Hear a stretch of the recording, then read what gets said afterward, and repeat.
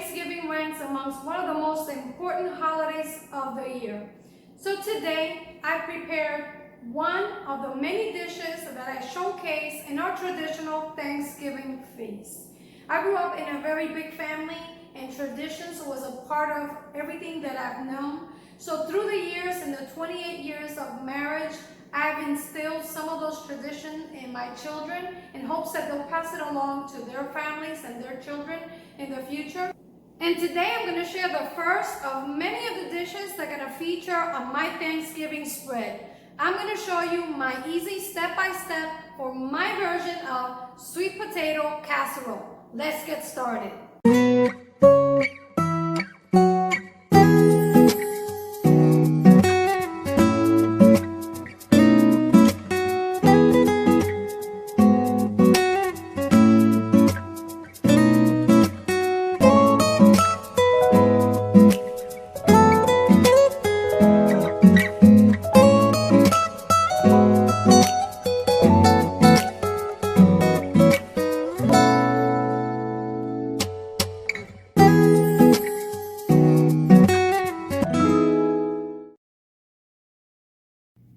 The ingredients are sweet potatoes, peeled, washed, cooked, and mashed, melted butter, beaten eggs, brown sugar, salt, some vanilla extract, fresh or dried ginger, cinnamon, and nutmeg.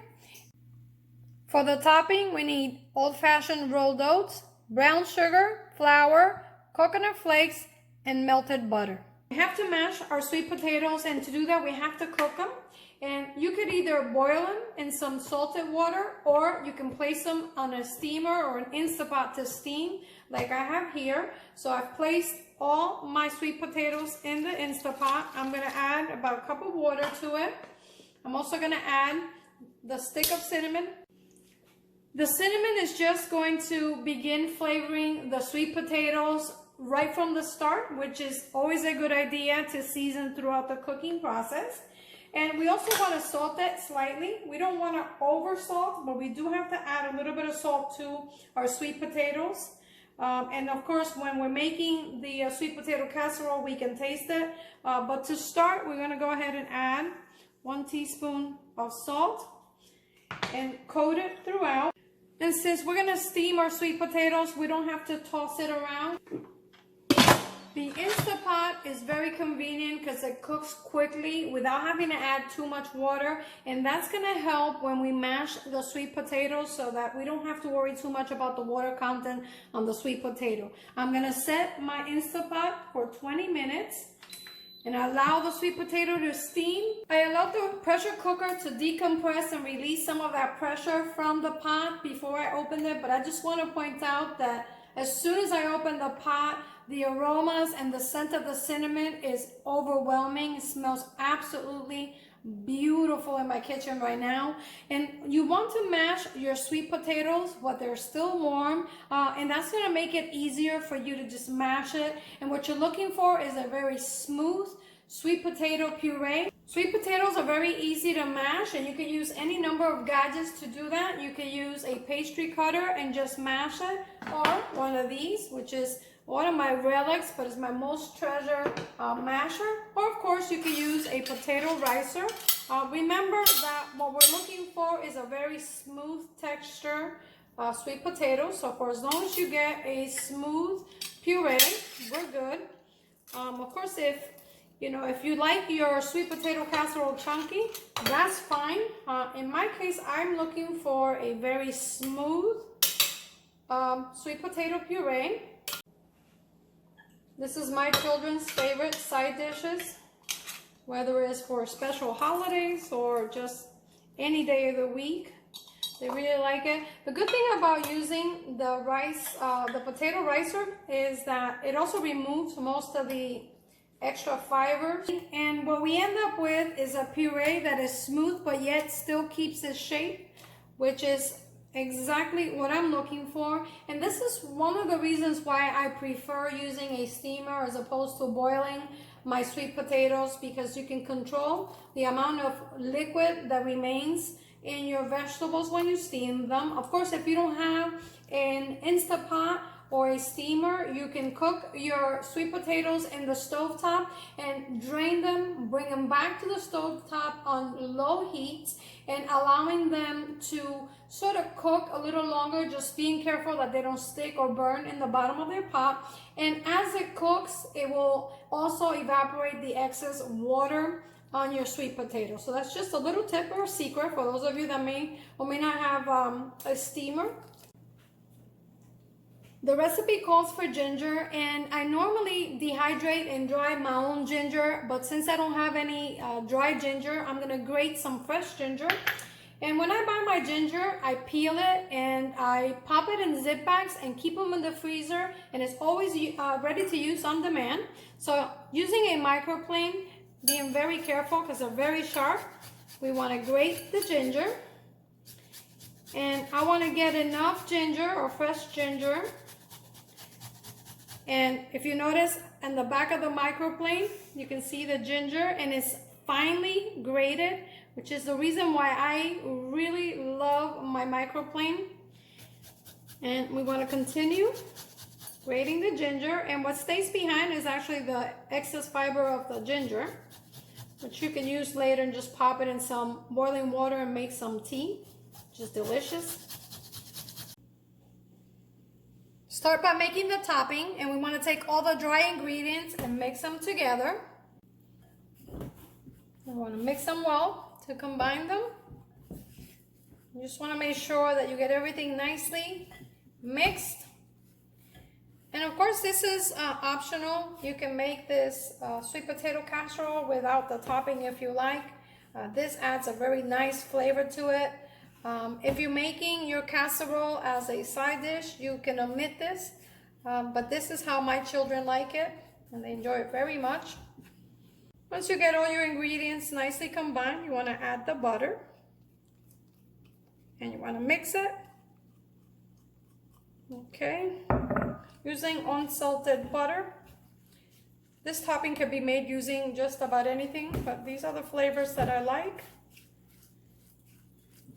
And once it's done, we're going to set it aside. Start by adding the sweet potato, and of course you could use an electric mixer to do this if you like, but remember we use the potato ricer to mash the sweet potatoes, and we have a very nice soft silky consistency on our sweet potatoes. So I really don't think you need to use an electric mixer unless that's all you have. This works just fine. Now we want to add the brown sugar, and we want to make sure we mix it well with the sweet potato, and this helps the sugar melt into the sweet potato. This casserole is not that hard to make. It takes very little time. Now we want to add our fresh ginger, and you could use dry ginger if you like, but I must admit it smells amazing already with the ginger. Okay, mix it in, and now we want to add our spices, cinnamon and nutmeg, and mix it just a bit. We want to add the salt. Remember, we cooked the sweet potato with a little bit of salt, but we always have to adjust a little bit of the seasoning, and that's what you get by the addition of the salt at this point. And now we want to add our vanilla extract. Everything goes in the pot at the same time. Now we want to add our butter, and we're using unsalted butter.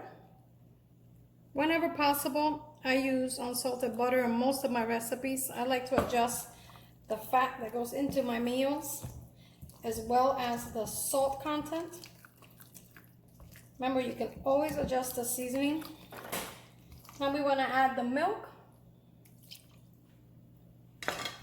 And we want to continue mixing. And before we add the eggs, I want to taste the mixture in case we have to adjust the seasonings. You can add as much or as little of any ingredient. It really is up to you, and it's to taste, really. When the butter is mixed, this is when you want to try it and taste it for seasoning. And it's perfect. It's not too sweet or salty. It's just the way I like it. At this point, we can add the eggs and mix it again. I'm gonna switch it to a whisk real quick. You wanna whisk the eggs well. And you wanna whip it until all the ingredients are combined and you get a nice smooth consistency and the sugar is melted into the mixture. Just like that. And now we're ready. I'm gonna take our baking dish and make sure we butter it well, just to keep it from burning or sticking to it. And now we wanna turn our mixture into our baking dish. And we pour the mixture in the baking dish. We wanna make sure we spread it evenly. At this point, if you decide you don't want to use the topping for your sweet potato casserole, you can bring it to a preheated oven at 350 degrees. But since I'm making my children's favorite today, I'm going to be adding the oatmeal crumble to the top before baking it. My children really enjoy the crispy taste of the topping. And you can put as much or as little as you like and just spread it evenly over the casserole. If you want to make this dish as a side dish, you can omit the oatmeal topping. And it makes a perfect side dish, especially around the holidays. And there we have it, sweet potato casserole, Evita style. Notice it's nice and creamy on the bottom and crunchy on the top, and that's exactly what you're looking for. And I baked it at 350 degrees for the first 45 minutes and then dropped the temperature to 325 and baked it an additional 10 minutes. And what you're looking for is for the center or the bottom to be nice and creamy and a crunchy top. Check it out, sweet potato casserole, Evita style. And this casserole can double as a side dish or even a dessert. It's really up to you. Let's try it. Instantly, you get hit with the smell of the ginger, the cinnamon, the sweet potato. It's really nice and fragrant. Let's grab a bite. Check it out. Beautiful. Oh my goodness. It's not too sweet or salty. It's just a perfect balance of sweetness and salt. Really nice. And like I said, it can double as a dessert or even as a side dish. It really is up to you. It's very nice by itself. And it's the perfect side dish for your Thanksgiving feast or holidays. Well, guys, as always, I'm Evita, cooking at the rhythm of my heart. Buen provecho. Happy holidays. Y hasta la próxima. Keep watching Evita, Cooking at the Rhythm of My Heart, for more holiday recipes and Thanksgiving dinner ideas.